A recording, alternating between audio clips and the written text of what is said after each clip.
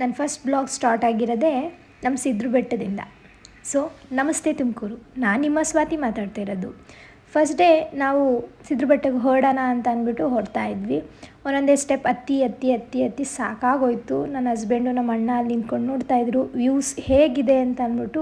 Just scene ಮಾಡುವಾಗ ನಮ್ಮ ಅಣ್ಣ ನನಗೋಸ್ಕರ ವೆಯ್ಟ್ ಮಾಡ್ತಾಯಿದ್ದ, ನನ್ನ ಹಸ್ಬೆಂಡ್ ಕೂತಿದ್ರು.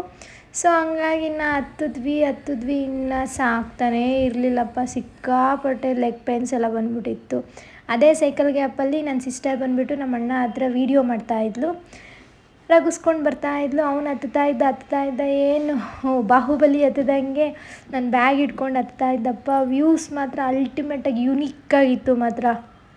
ನೋಡ್ತಾ ಇದ್ವಿ ಹಾಗೆ ನೋಡಿ ಸಾಕಾಗೋಯ್ತಪ್ಪ ನನಗಂತೂ.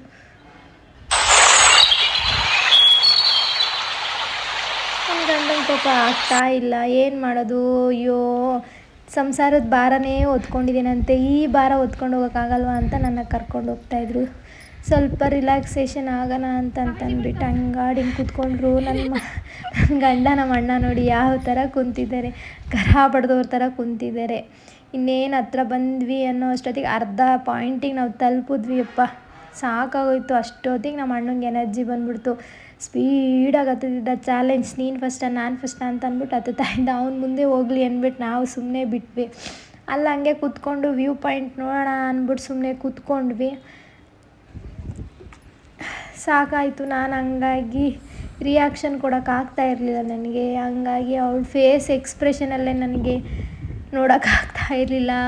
ಪೀಸ್ ಗೀಸ್ ಅಂತೆಲ್ಲ ಅಂದ್ಬಿಟ್ಟು ಮಾಡ್ತಾಯಿದ್ಲು. ಸೊ ಹಂಗಾಗಿ ನಾವು ಸುಮ್ಮನೆ ಇದ್ವಿ. ಹಿಡ್ಕೊಂಡು ಎಳ್ಕೊಳ್ಳೆ, ನಾನು ಹತ್ತೋದೇ ಕಷ್ಟ ನೋಡಿ ಫ್ರೆಂಡ್ಸ್, ನಾನು ಹತ್ತೋದೇ ಕಷ್ಟ. ಫೈನಲಿ ಮುಕ್ಕಾಲು ಭಾಗಕ್ಕೆ ಹತ್ತಿದ್ವಿ. ಅವ್ರ ಕೈ ಇಟ್ಕೊಂಡು ನಾನು ಹತ್ತಿಸ್ತಾ ಇದ್ಲಪ್ಪ. ನಿಜವಾಗ್ಲೂ ಸೀರಿಯಸ್ಲಿ ನನ್ನ ಕೈಲಂತೂ ಆಗ್ತಾನೆ ಇರಲಿಲ್ಲ ನೋಡಿ ಫ್ರೆಂಡ್ಸ್. ನಿಮ್ಮಾಗಿದೆ, ಹೊಟ್ಟೆ ಎಲ್ಲ ಕರ್ಗೋಯ್ತು ಅಂತ ಬೇರೆ ಹೇಳ್ತಿದೆ. ಮಲ್ಕೊಂಡೇ ಬಿಟ್ಟೆ, ನನ್ನ ಕೈಲಿ ಆಗ್ದಲೇ ಇಲ್ಲ ಬಿಡಿ ಮಾತ್ರ. ನಮ್ಮ ಅಣ್ಣ ಫಸ್ಟ್ ಮುಂದೆ ಹೋಗ್ತಾ ಇದ್ದ. ಅವ್ನಿಗೊಂದು ಆಫರ್ ಸಿಕ್ತಪ್ಪ. ದೇವಸ್ಥಾನಕ್ಕೆ ಬಂದಿದ್ದಕ್ಕೂ ಅವನಿಗೆ ಒಳ್ಳೇದಾಯಿತು ಮಾತ್ರ. ಪುಣ್ಯ ಮಾಡಿರ್ಬೇಕು ನೋಡಿ, ಸಿದ್ರ ಬೆಟ್ಟಕ್ಕೆ ಬರಬೇಕು ಅಂತಂದರೆ ಮಾತ್ರ. ಅಂತಿಂಥ ಪುಣ್ಯ ಮಾಡಿರಬಾರ್ದು ನೋಡಿ ಅವ್ನಿಗೆ ಏನು ಸಿಕ್ತು ಅಂತ.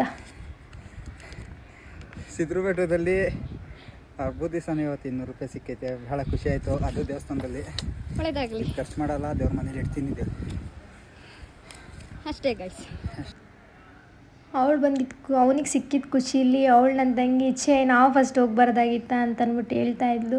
ನಮ್ಮ ಮನೆಯವ್ರ ಪಾಪ ಹತ್ತಿದ್ರು, ನನಗೋಸ್ಕರ ಅವಳು ವೆಯ್ಟ್ ಮಾಡ್ತಾಯಿದ್ಲು ಕರ್ಕೊಂಡು ಬರೋದು ಅಂತ.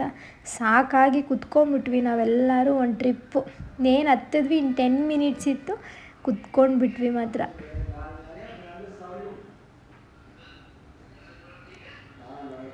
ವಿಡಿಯೋ ಮಾಡ್ತಿದ್ದೀವಿ ಅಂತ ಗೊತ್ತಾಗಿ ಎಲ್ಲ ಪೋಸಸ್ ಎಲ್ಲ ಕೊಟ್ಕೊಂಡು ಎಲ್ಲ ಇದು ಮಾಡಿ ಹತ್ತುತ್ತಾಯಿದ್ರು. ಫೈನಲಿ ರೀಚ್ ಆಗ್ತಾ ಇದ್ವಿ. ಇನ್ನು 5 ಮಿನಿಟ್ಸ್ ದಾರಿ ಇತ್ತು ಮಾತ್ರ.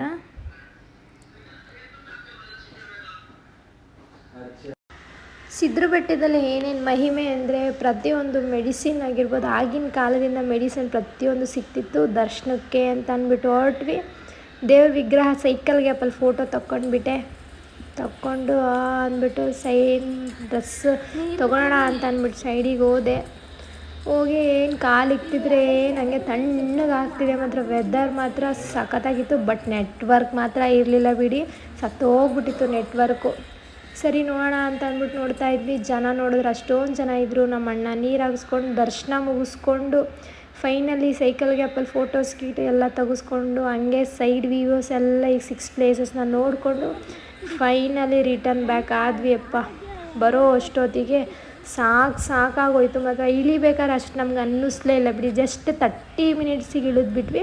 ಬಟ್ ಹತ್ತುವಾಗ ಮಾತ್ರ ಸಖತ್ ಹಿಂಸೆ ಆಗಿತ್ತು. 3100 ಮೆಟ್ಲಿದೆ.